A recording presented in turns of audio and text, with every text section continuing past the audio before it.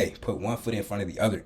Make one play. Just constantly make the best move on the chessboard out of the pieces you have in front of you. It will form your soul to where now you know now that even if you get to that point where you want to quit, you know that you didn't quit before, so you're not gonna quit now. And that can just kind of build and build and build and build a more unshakable resolve. And that can make you extremely soul forming. And I think this is a canon event that most dudes are gonna go through. That's just a pattern of life. You know, you're gonna go through situations where in that moment you might truly feel hopeless. You might truly feel like I want to put the controller down, bro. Like I'm not. If this how we playing, if this how we playing, I don't even want to play, coach. You feel me? But at the end of the day, bro, there's really no timeouts in life for real, for real. Like the game just goes on and on. The timeout is when you sleep, you know, and you got to just keep pushing forward. All right, next we have hollow victories. I'm putting this one in then it last. You feel me? Like a hollow victory, this is when you get something that you feel like in your core you did not truly deserve. Anything that you get that you feel like you didn't truly deserve, you're gonna lose it. If you get the baddest girl on the world, bro, but you feel like in your heart of heart that you're not worthy of having her, you will lose her. If I give you $1,000,000, but you feel like in your heart of hearts you ain't really earned $1,000,000, you will lose it. Why do you think people can run up big sums of money and then lose it the next day? Because they feel like they didn't earn it. They feel like they're not worthy of having it, so they're gonna lose it. Why do you think dudes and girls, women and girls and men, why do you think people destroy relationships all the time through self-sabotage? Because they feel like they didn't deserve it. This is a canon event, and this is why hollow victories, they do not last, bro. They don't last. You have to build yourself into the type of person who feel like you're worthy of success. You have to truly feel like you're worthy of just whatever you want. You have to feel worthy of it. That's the only way you'll ever be able to fully hold on to it for a long period of time. And it's a constant battle. You feel me? But I'm gonna put that one in then it last. All right, next we have the comeback. You feel me? But before the comeback, man, you got to truly realize that nobody cares. And nobody cares is soul forming. That's soul forming, bro.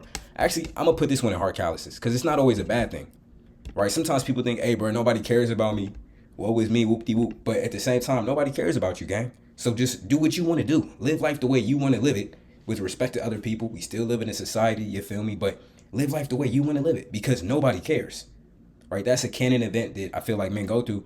Really, all humans go through this, but I'm just speaking as a man because I have a male perspective on life. But it's just a canon event. Nobody truly cares about you. Maybe your parents, maybe some close friends care about you in little moments of time, but you have to think about life from a first person point of view instead of a third person point of view. You doing something, worrying about how does this look to this person? How are they perceiving the way I'm doing it? Bro, look down at yourself. How do you perceive the way you're doing it?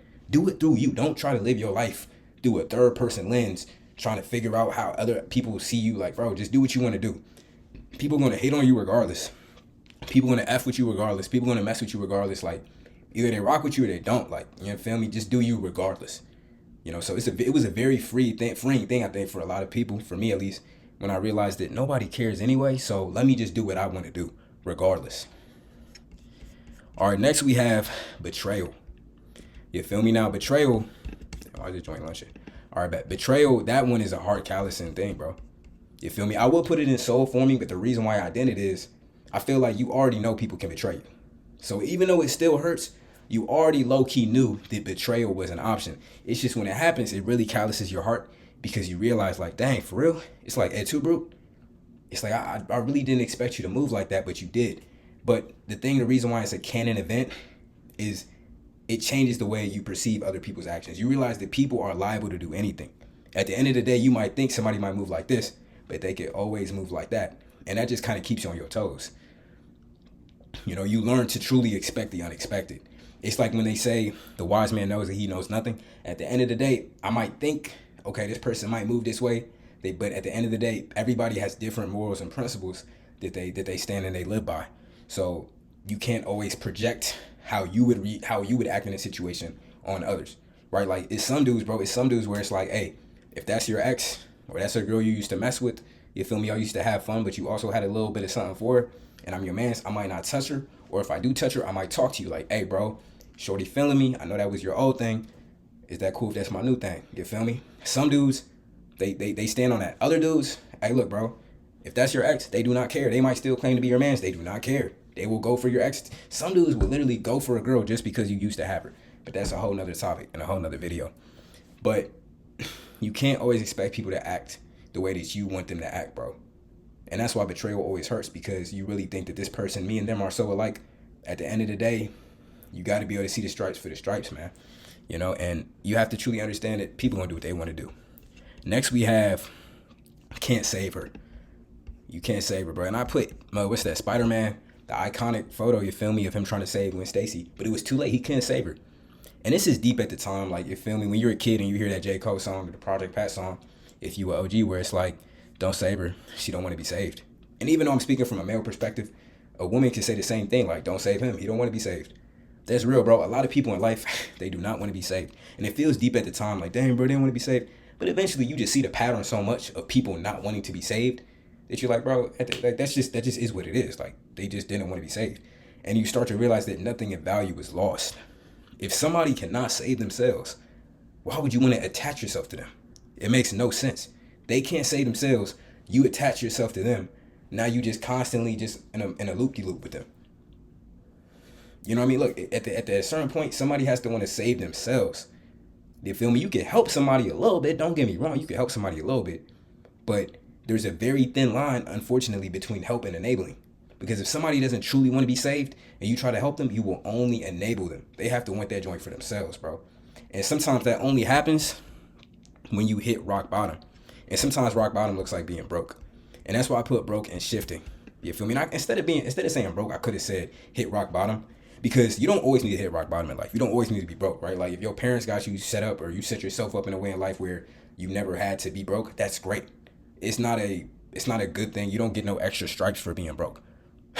When your life is over, they're not gonna put your name in the rafters because, oh, he was broke and then he bounced back from being broke. But if life so happens that you happen to be broke, you feel me, sleep on the floor, you feel me, sleep on a sleeping bag, nothing in your bank account, you eating peanut butter and jelly sandwiches every day. If you happen to touch that and use that as motivation and fuel to bounce back from it, then it can be a very shifting event for you. And it can be a Canon event, right? It could maybe be the start of the reason why you got out of that situation. Because a lot of times, bro, like when you're broke and you're just eating mud, so to speak, like you're just in a very uncomfortable situation.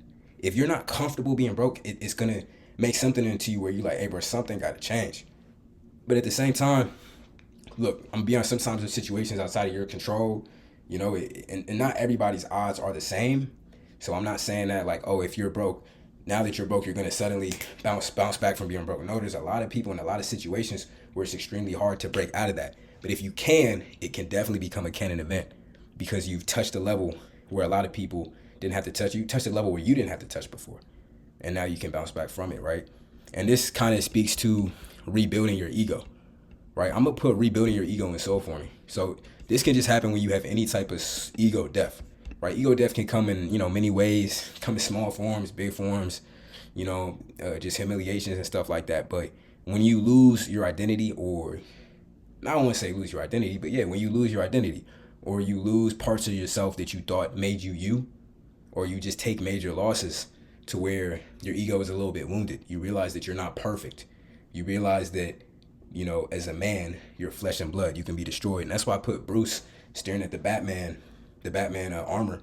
Eventually you have to sometimes build your ego as a armor that you take up into the world. Now, some people might disagree with this, but I feel like your ego is a tool. You know what I'm saying? And if you use your ego as an armor, the way that Bruce did in Batman, I know it's a fictional character, but if you do it like that, then it can kind of become soul forming.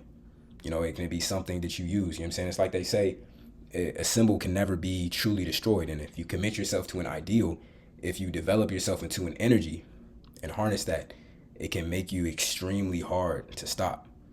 You feel me? So next we have near-death experience. I'm going to low-key put this one in soul forming as well. You're not invincible, bro. You're not invincible. You feel me? Even though sometimes it might feel like that. Once you get like maybe in a real bad car crash or some type of accident or something where you knock on death's door and you survive, that type of Canon event just lets you know that one, time is not guaranteed, relationships are not guaranteed, nothing is guaranteed except for death. And that can kind of shape you and wake you up into like, bro, let me live life a little bit more. You feel me? All right, next we have proving yourself, bro. I'm gonna be honest. Everybody's different, but for me, I'm going to put proving yourself in soul forming. Proving yourself right, and sometimes proving yourself right comes with proving other people wrong. But proving yourself right, it does something to you internally, bro. That's why it's so important to follow your dreams to some capacity, in my opinion. Or I don't even say, yeah, follow your dreams, bro. Like, do what you want to do to some capacity. That way you can at least prove to yourself, that you did what you wanted to do. And sometimes it's just like, bro, make an accomplishment. Like, maybe you say you wake up and you want to do 10 push-ups today.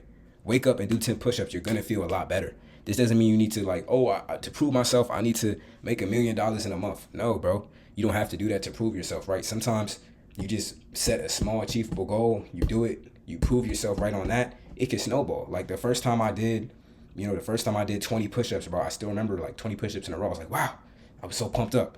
And then I stacked upon that to do 20, 30, 40, 50. And that's all just started from me proving myself right and tasting the victory. You feel me? All right, next we have the comeback.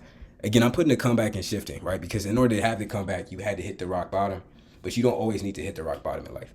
But when you do hit the rock bottom, there has to be a certain point where enough is enough. You feel me? You look in the mirror like Rocky and you just like, look, there is no tomorrow. If I don't get this joint done today, I'm never going to get it done. You feel me?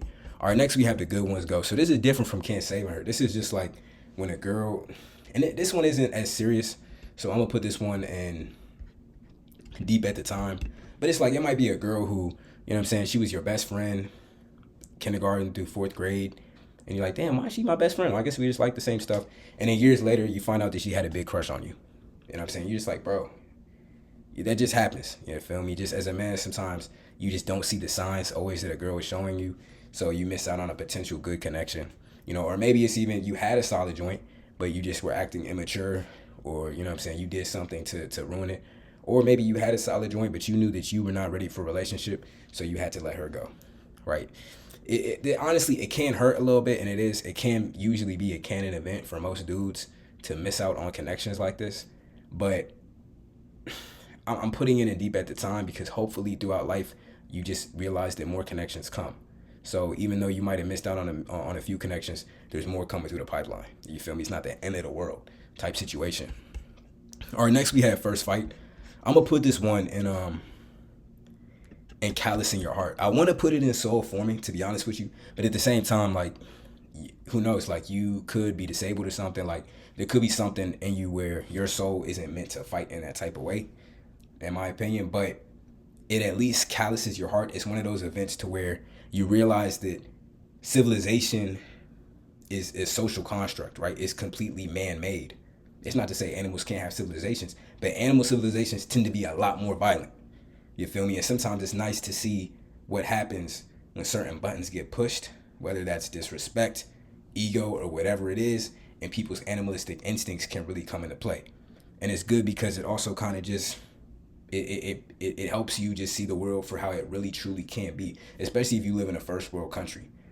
You feel me? If you live in a third world country, you probably been seeing a lot of different things to where, you know what I'm saying, you truly understand human nature and the depravity and the nitty gritty of where it can go. All right, because everything ain't peaches and creams. And next we have moving out. So moving out, I'm gonna put this one in shifting, bro.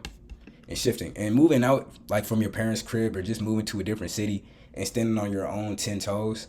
It just creates a mentality where you realize that nobody is coming to save you, right? You're doing this yourself. You're not staying at mommy and daddy's anymore to where they're giving you everything. And let me say this too, especially in this economy, especially in this time with the recession and everything, bro. If you staying at your parents' crib right now, stay there. There's nothing for you moving out from your parents' crib and paying more money, extra money in rent to line somebody's pockets instead of saving the money so that when you move out, you can move out the right type of way. So don't rush to move out just because you're trying to have a Canon event. So now you want to move out to be on your own. Again, live your life, do what you want to do in life. But if you do move out, yes, you're going to now have more responsibility that is going to make you move a little different type of way. You feel me? It's going to just pressure either breaks you or makes you. And, you know, that pressure can make you into a more resilient person. But at the same time, right, with all these things on this list, bro, don't go ahead looking for fist fights. Don't go around looking for people to betray you. Like, you feel me? Don't go around just doing dumb stuff just to have Canon events, right? It doesn't make any sense. All right, it's pretty much, let me know if I missed some. Let me know if you disagree with some of these. Let me know if you think I missed some Canon events. Subscribe to the channel. Appreciate y'all. Watch the video. And that's it.